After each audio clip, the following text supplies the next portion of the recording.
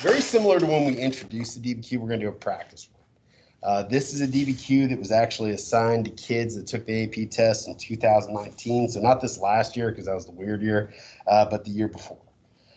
It ties together with what we've been talking about, age of exploration, maritime empires. I think it's a good time to just go back to basics and just kind of look at the process of getting ready for a DBQ. You are not going to write this, but today you're going to kind of go through the steps as if you were going to write it. You are going to add some things into your notebook, some of the prep work. And then tomorrow we'll just kind of walk through it. We'll actually grade some sample essays using the rubric. Because honestly, if you can figure out how to set these things up and then you can grade some sample DBQs, at least relatively accurately, I think you're going to kind of see how this all could flow and how you can reproduce this yourself. We're not done with DBQs. We're going to do another one probably after Christmas break at some point. It's coming. It's not anytime like immediate, but it is coming.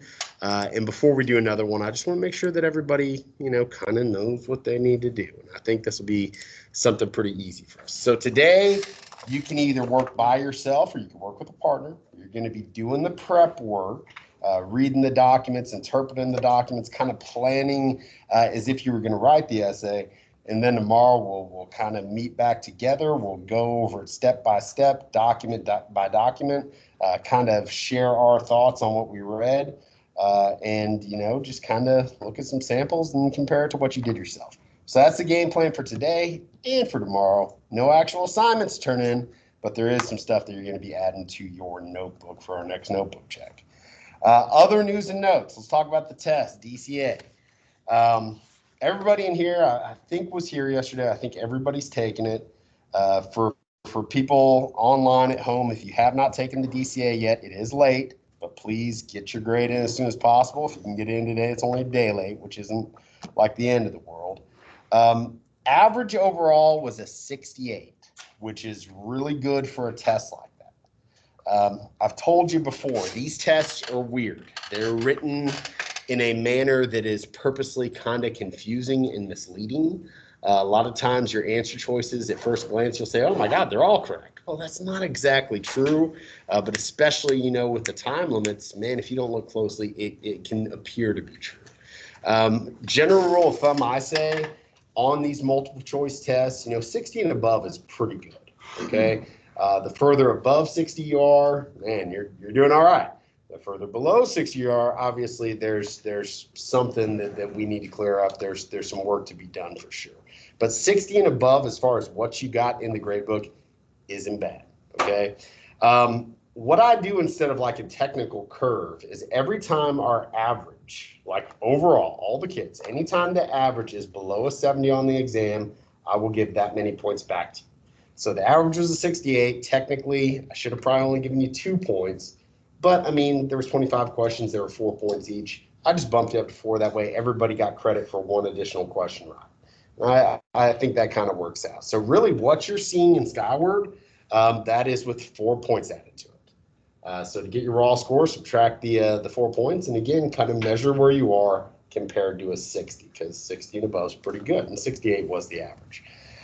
If you failed this, okay, with the 4 points added, if you still failed this, if you got below a 70, you can have a retake. You can get your grade, unfortunately, only up to a 70. So you're going to have to decide, if it's worth for you. If you got a 68, I don't know if it's worth retaking the whole thing for 2 points. But if you would like to do a retake, you need to come and you need to tell me. I'm going to write your name down. You can either talk to me in person, or especially for the kids at home, you can email me. I will write your name down. I need you to formally, though, request that retake by Monday. On Monday after school, I'm going to open up the retakes, and then you will have Monday, Tuesday, Wednesday, and Thursday, whenever it works best to do the retake. It will be the same test, kind of jumbled up, but it will more or less be the same test, but I'm going to add on a little bit of time. Instead of, what did I give you, 35 minutes, I'll probably give you 45 minutes. So I'm thinking, considering you've already seen it, and with a little expansion of time, hopefully that'll help you out. But again, I can only let you get it up to a 70, so just kind of keep that in mind. That being said, The extra credit quiz is available in AP Classroom. And if you log in and you complete the quiz within the time limit, there's 5 points right there. Even if you don't get a single question right, there's 5 points right there I can add on to your test. Then for every question you get correct, I can add on that many points. I want to say there's like 15 questions. There might be more, I forget. But there's points there. There's ways to raise your grade pretty quickly, relatively easily. Take advantage of it. If you're having problems with the AP Classroom, unfortunately, that's not anything that Mr. Brown has control over. You will need to contact them. If you're having trouble logging in, there should be like a forgot username and password. In some rare instances, you may even need to call them. But again, that is your account. That is the College Board. That's separate from me as an individual. So that is something you're going to take care of, or you're going to need to take care of on your own if you'd like to do that. There are some people that never created a College Board account. Well, that's kind of on you, because there were, I think, 2 or 3 separate occasions where that was the goal of the day. And if you didn't do it, well, you didn't do it. You will need to go back. You'll need to look up how to do that information. It is in Canvas, but it was a while back. We did it one day the very first 6 weeks. We did it one day the second 6 weeks as well. So look at it. And if you need help, I could probably point you in the right direction. So today, like I said, pretty basic stuff, just some skill building. Tomorrow we'll build off of that. Next week, we are going to start some new material. We're going to get into Unit 5, 1750 to 1900, dealing with political revolutions and industrial revolution. But we'll kind of take it slow next week. We won't do too much. I'm trying to think if there's anything else. Yeah, that's pretty much it. Anybody got any questions? Okay, if you have not seen your grade yet, or for some reason you can't get into Skyward, or you just are curious about your grades in general, for the people online, email me. You guys here in person, come see me here in a minute, because we're gonna kind of break out in our own thing here in a few minutes. If you have questions, please come ask me. Okay, that's what I'm here for. But for now, I need everybody to get into Canvas. If you have not done so already, go ahead and go under today's date, and there are 2 files you're gonna need to access today. This Practice DBQ 2019 AP exam and the DBQ prep sheet alt document. I'm going to turn out the lights that way we can see it.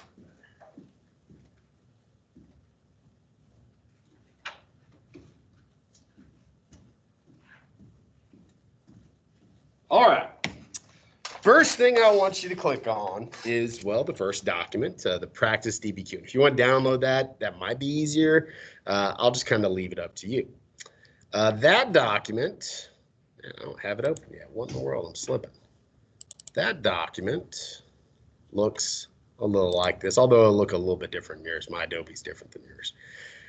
This is the legit DBQ question they had year before last. When you get to the DBQ on the AP exam, if you're taking the AP exam, the free response questions, the essays, they're lumped together. Okay, you'll do, and we've talked about this before, you'll do your 55 multiple choice questions, 55 minutes. That's kind of why we're doing all the time limits we do. You'll then stop. They'll give you, I think, 40 minutes. I got to look at the time. I'm bad at remembering these things. But I think they give you 40 minutes or so to complete your 3 sets of SAQ questions. You'll get a 10-minute break. Then you come back and they give you 1 hour and 40 minutes to write a regular LEQ essay, which is like the very first essay we did. No documents, just essay. And then the DBQ essay. You decide the order you go in. Okay, you decide how much of that time you want to spend on each. They recommend, though, about a full hour on the DBQ, because the DBQ takes longer to set up. You got to read the documents. You really don't know what you're writing about until you read the documents, until you see the sort of evidence the documents are giving you. Again, the good thing about DBQ essays, you don't have to know a whole heck of a lot to write one. You need to know how to do it. But content-wise, like a plethora of knowledge to be successful. You can write a good DBQ essay with very limited content knowledge, as long as you prepare for it, as long as you spend the time setting it up. So the first page of the free response stuff, or of the DBQ, it's just kind of an overview of what you should do, planning, writing. For the DBQ, they say you want to get your planning down to about 15 minutes, and then your writing about 45 minutes. If you need to take a little bit more time in planning, that is okay, because honestly, like I said before, the planning is the most important thing. They will then give you kind of a breakdown of things that you want to accomplish. This basically is just a restatement of the rubric that we've talked about before. All right. So here is the writing prompt. And this is the one we're not actually going to write the essay, but we're going to pretend like we're writing. We're going to prepare for it. Evaluate the extent to which the Portuguese transformed maritime trade in the Indian Ocean in the 16th century. Now, this one's pretty straightforward. Sometimes they can be way more confusing, but this one's pretty straightforward. What does maritime mean? That's maritime. Come on, guys. Somebody. What does maritime mean? That's all it means. Which honestly, based on how it's used, you can figure that out. It's Indian Oceans, trade in the Indian Ocean. But again, that's what I mean, vocab. Sometimes there's going to be a term, there's going to be a name.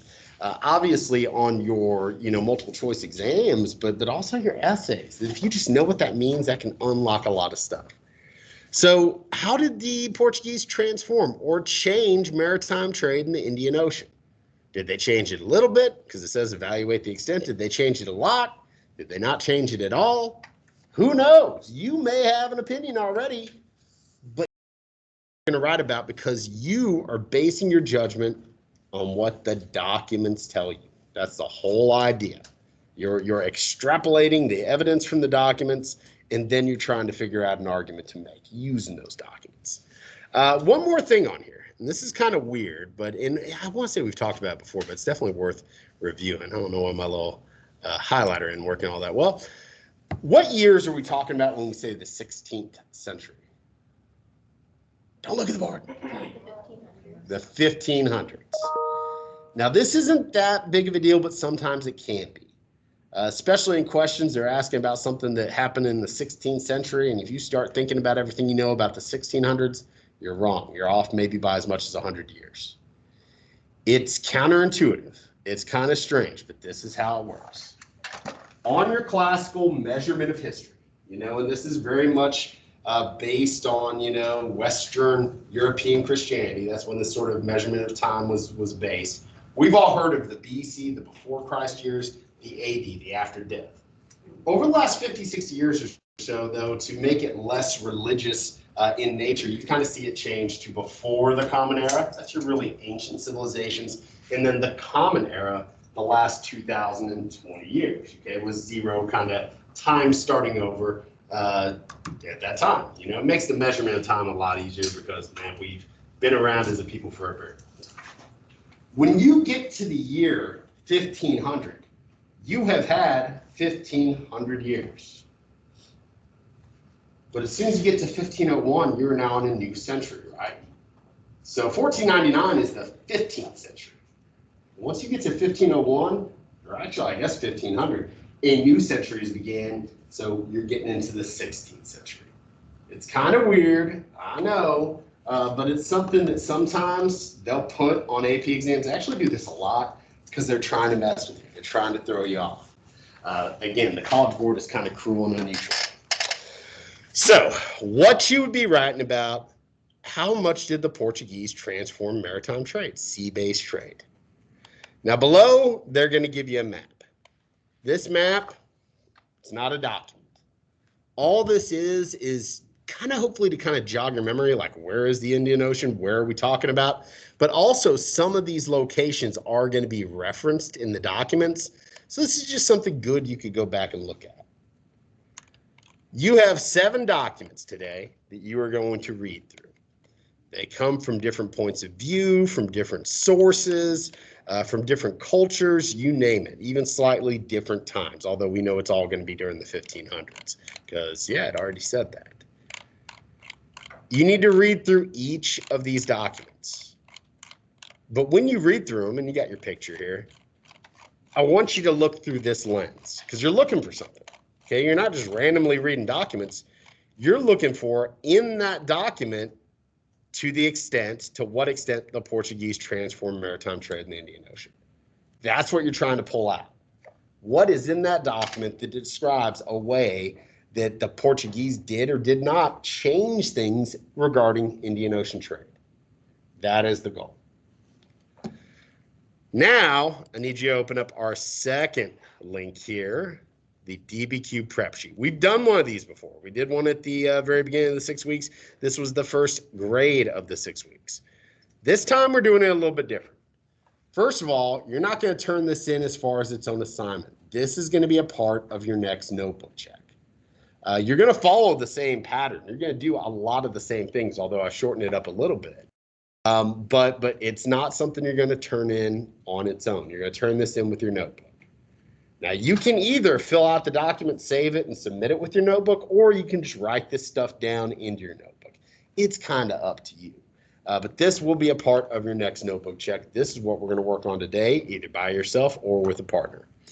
So, part one, same thing we did last time. For each of the documents, give me a very short summary. But don't summarize everything in it. Tell me in that document what's going on that involves the Portuguese transform and trade. That's all you're putting. Hey, they transform trade by doing this, by doing that. You know, make it brief, but make it to where you kind of can pull some good information about it if you had to write this essay.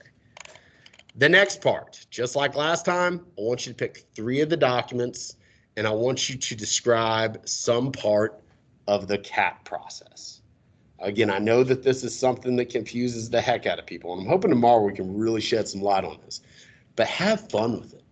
Think about the historical time period and how that may shape what's being said. Think about the point of view, you know, and how that may alter what is said or is not. To complete this, I need 2 sentences. You pick one part of it, the audience, the point of view, the purpose, and then tell me how that thing is significant. How might that shape what the document says? Again, we're looking for things like bias. We're looking for things that may not be true. We're looking for, you know, people that have agendas, okay? Have fun with it, describe it. One key thing though, point of view is not first person, third person. That is English class. I want to know who this person is. Hey, this is a sailor from Portugal, and he's writing a letter to the king, and he's telling him how awesome they're doing. But maybe they're not really doing that awesome. Maybe he knows if he goes back empty-handed to Portugal, he's going to get his head chopped off. That's what we mean.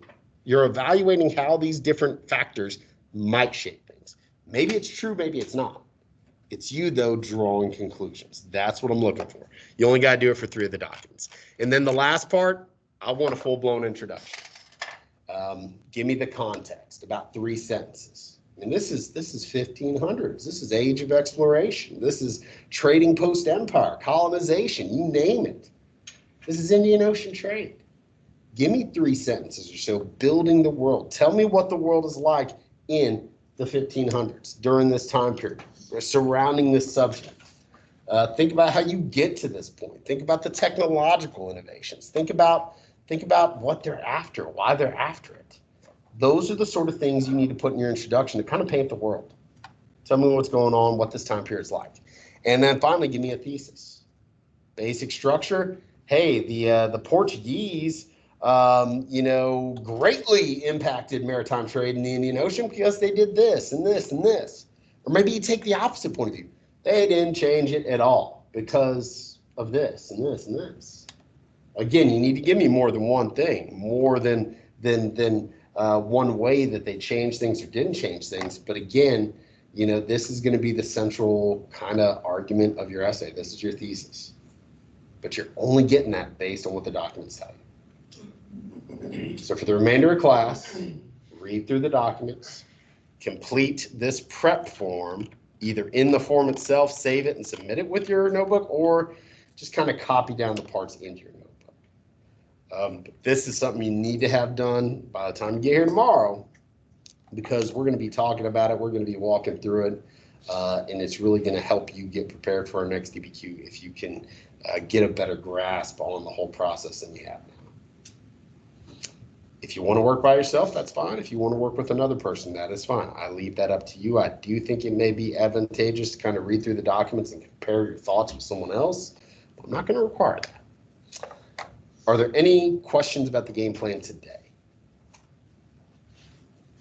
All right, get to work. If you need anything, let me know. Yes, sir. Yes. And again, if you haven't seen your test grade or you're curious about grades in general, come see me at some point.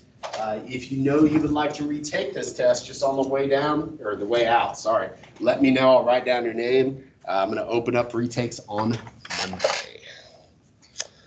Other than that, good luck. Let me stop the recording real quick.